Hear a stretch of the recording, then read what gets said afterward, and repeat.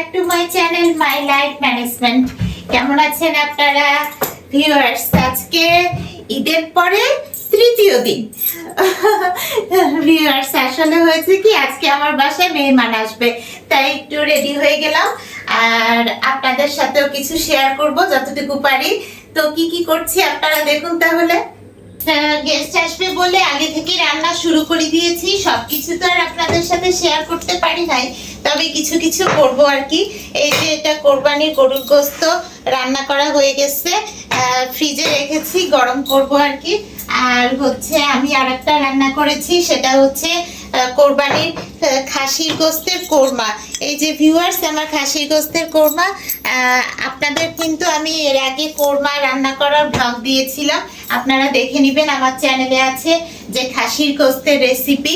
এই যে দেখুন, আমার করা কিছু কাবাবও রয়েছে। তো কাবাবগুলো আমি ডিপে রেখেছিলাম, বের করে রেখেছি একটু নরমাল হোক, তারপরে এগুলো ভাজবো। তো ভিউয়ার্স, টেবিলটাও গুছিয়ে ফেলবো। আর গতকাল আমার হাজবেন্ড আমার জন্য আবারও ফুল নিয়ে এসেছে। আপনারা তো জানেন মাঝে মাঝে সে ফুল নিয়ে আসে। ফুল প্রিয় না, আমাকে আমি প্রিয় দেখে ফুল নিয়ে আসে, এটা ঠিক বলতে পারবো না। তো ভিউয়ার্স, আমি কি করব এখন হচ্ছে টেবিলটা একটু মুছে টেবিলটা আগে রেডি করে ফেলবো। টেবিলটা রেডি করে তারপরে আমাকে যেটা করতে হবে, পোলাও রান্না করতে হবে। তো ভিউয়ার্স, চলুন আমার টেবিলটা রেডি করে ফেলি। টেবিল প্যাডগুলো দিয়ে দিই। আমার তো আরো দুটো টেবিল প্যাড আছে বেশ ডেকোরেটেড, আসলে বের করার সময় পাচ্ছি না। তো এখন এই টেবিল প্যাডটাই মোটামুটি বের করে রেখেছি, তো এটাই দিয়ে দিব ভিউয়ার্স। তো টেবিলটা আসলে পানি পড়ে আছে, পানি পড়ার কারণও আছে। তার কারণ হচ্ছে এই যে গেস্টের জন্য প্লেট বাটি বের করেছি, তো এগুলো হচ্ছে ধোয়া হয়েছে, তো এগুলো মোছা হয় নাই। আমি কিন্তু সব কাজ নিজে করি ভিউয়ার্স, আপনারা তো জানেন যে আমার কোনো হেল্পিং হ্যান্ড নাই। আফটার অল 50 কেজি ওজন কমিয়েছি। এক সময় আমার ওজন ছিল 103 কেজি, সেখান থেকে আমার ওজন এখন 53-তে। আপনাদেরকে তো আমি প্রতিদিনই বলি যে আমি 50 কেজি ওজন কমিয়েছি। আর এই 50 কেজি ওজন কমানোর পরে এটাকে মেনটেন করার জন্য আমি সব সময় খুব কষ্ট করি। কষ্ট বলতে কি, বাসার সব কাজ, সমস্ত কাজ, পরিষ্কারের কাজ বলেন, রান্নার কাজ বলেন, সব ধরনের কাজ আমি নিজে করি। কারণ হচ্ছে এতে পরিশ্রম হয়, আর কায়িক পরিশ্রম হলে আপনার ওজন ধরে রাখাটাও ইজি হয়। আমি যে 50 কেজি ওজন কমিয়েছি, এটা তো মেনটেন করতে হবে। তো আমার বাসায় গেস্ট আসলে না ভিউয়ার্স, আমি খুব খুশি হই। একটা কারণে খুশি হই যে ওদেরকে আমি রান্না করে খাওয়াতে পারবো, আর একটা কারণে খুশি হই যে আমার তো একটু পরিশ্রম হবে, ব্যায়ামটা হয়ে যাবে, তাই না বলেন? এই জন্য আমি কিন্তু গেস্ট আসলে খুব খুশি হই। জানি না আমার এই খুশি হওয়ার কারণে আমার বাসায় গেস্ট প্রায় আসে কিনা। আমার বাসায় কিন্তু ভিউয়ার্স রিলেটিভরা প্রায় আসে, সবসময় আপনাদের সাথে শেয়ার করা হয় না। ভিউয়ার্স, পোলাও রান্না করবো তো তাই পেঁয়াজ কাটতেছি। পেঁয়াজগুলো কেটে ফেলি। আমার এখন শুধু পোলাও রান্না করা বাকি, আর কাবাবগুলো ভাজতে হবে। এছাড়া আসলে আর কোনো কাজ নাই। ওনাদের আসার সময় হয়ে গেছে, আমি এই জন্য একটু তাড়াহুড়াই করতেছি। এই তাড়াতাড়ি পেঁয়াজগুলো কেটে ফেলি ভিউয়ার্স। আমাকে তো এক হাতে সব কাজ করতে হয়, যার জন্য আমি কি করি, একটু অ্যারেঞ্জ করে করি যে কখন কোনটা করব। আমি ভিউয়ার্স এর মধ্যে গোলমরিচ দিয়ে দিলাম, এলাচ দিয়ে দিচ্ছি, আর লবঙ্গ দিচ্ছি। আমি আসলে যে কোনো শুকনা মশলা, যে কোনো বলতে যে এলাচ, দারচিনি, এলাচ, গোলমরিচ আর হচ্ছে লবঙ্গ, এগুলো হচ্ছে একটু ঘুটনিতে ঘুটে দিই। তো আমি এই যে একটু ঘুটে দিচ্ছি আর কি। এখন হচ্ছে আমার পোলাও রান্না শুরু করার পালা। তো আমি বের করে ফেলি, চুলাটা অন করে ফেললাম। এখন হচ্ছে বের করে ফেলবো আমার সরিষার তেল। আমি এতটাই স্বাস্থ্য সচেতন যে আমি তো সরিষার তেল ছাড়া রান্নাই করব না। গেস্ট হোক আর আমরা নিজেরা খাই, সবসময় সরিষার তেল দিয়ে করি। আর পরিমাণে কিন্তু আমি সবসময় তেল একটু কম দিই। তো যাই হোক, এখন হচ্ছে আমি দিয়ে দিচ্ছি হচ্ছে পেঁয়াজ কেটে রেখেছি, দিয়ে দিলাম। সবটুকু পেঁয়াজ দিয়ে দিলাম। এখন পেঁয়াজটাকে সুন্দর করে ভাজি আর কি তেলের মধ্যে। পোলাওয়ের চাল কিন্তু এই যে দেখুন, আমার পোলাওয়ের চাল ধুয়ে রেডি করা আছে। পোলাওয়ের চাল বসায় দিব। এখন চলুন আমি ফ্রিজ থেকে বাটা মশলা নিয়ে আসি। তো আমার তো ব্লেন্ড করা মশলা ফ্রিজে রাখাই থাকে সব সময়। আপনাদেরকে তো আমি মশলা বানানো দেখিয়েছি। নো স্পাইস প্লিজ নামে আমার একটা ভিডিও আছে, সেই ব্লগে দেখে নেবেন, আমি ভিডিও লিংক দিয়ে দিব।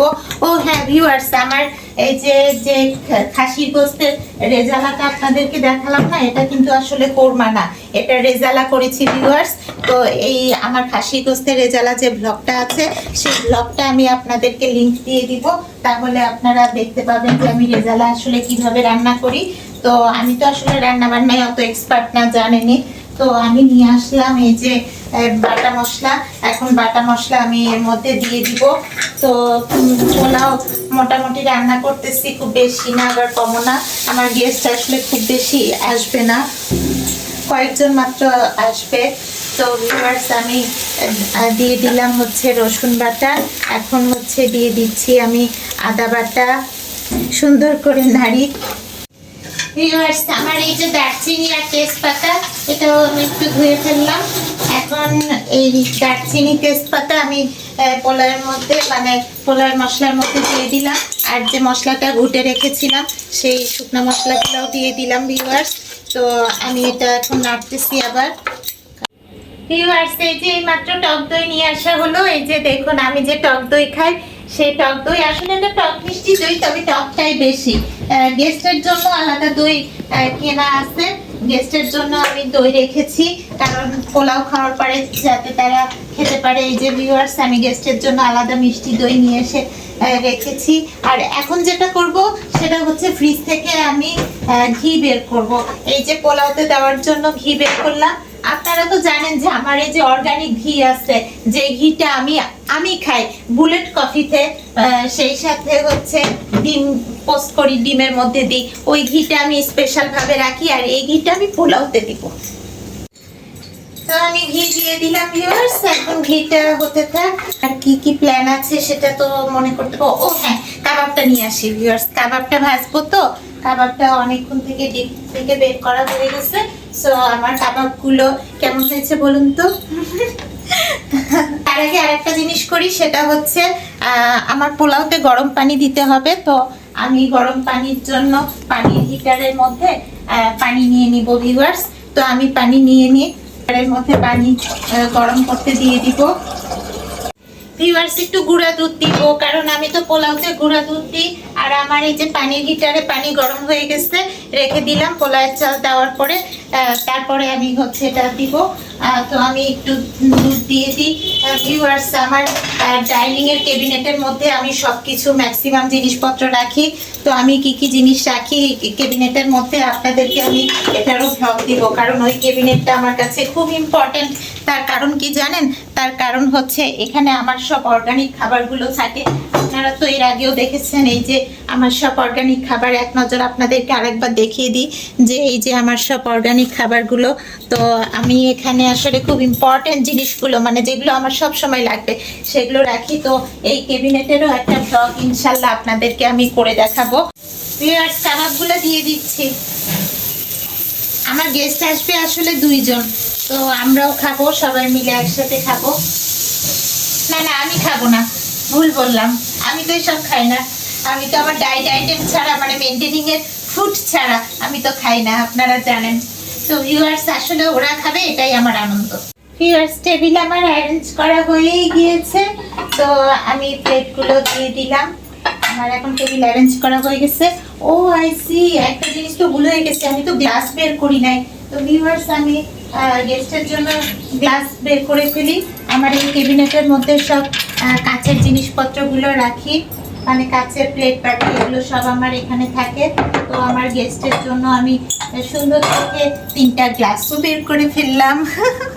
তো এগুলো আমি ওয়াশ করে নিয়ে আসি, রান্নাঘরে চলে যাই। দেখুন পোলাওটা বেশ ঝরঝরা হয়েছে। এই যে দেখুন আমার পোলাওটা বেশ ঝরঝরা হয়েছে মাশাআল্লাহ। তো আর এই যে আমার কাবাব মোটামুটি ভাজা হয়ে যাচ্ছে। তো আমি এখন গ্লাসগুলো ওয়াশ করে ফেলি। ভিউয়ার্স এখন গ্লাসগুলো দিয়ে দিলাম।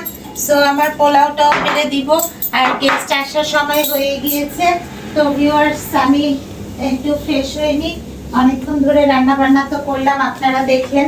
তো ভিউয়ার্স দেখতেই পেলেন যে আমি আসলে সবকিছু টাইম ম্যানেজ করে করি, যেহেতু একা হাতে সব কাজ করি। হ্যাঁ, এই যে আপনারা দেখেন না আমি যে মাথায় কাপড় ইউজ করি, তার জন্য কিন্তু আলাদা কিছু স্কার্ফ আমি বানিয়ে এই ক্যাবিনেটের মধ্যে থাকে।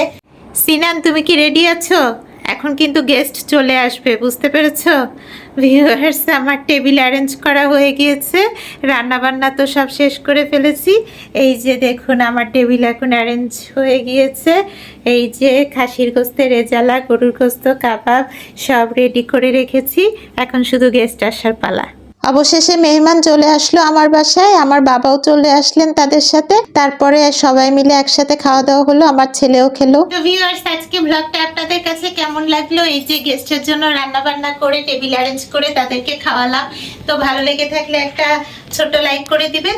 আর এখনো যারা আমার চ্যানেলটি সাবস্ক্রাইব করেনি, please subscribe my channel by life management. আবার দেখা হবে আপনাদের সাথে।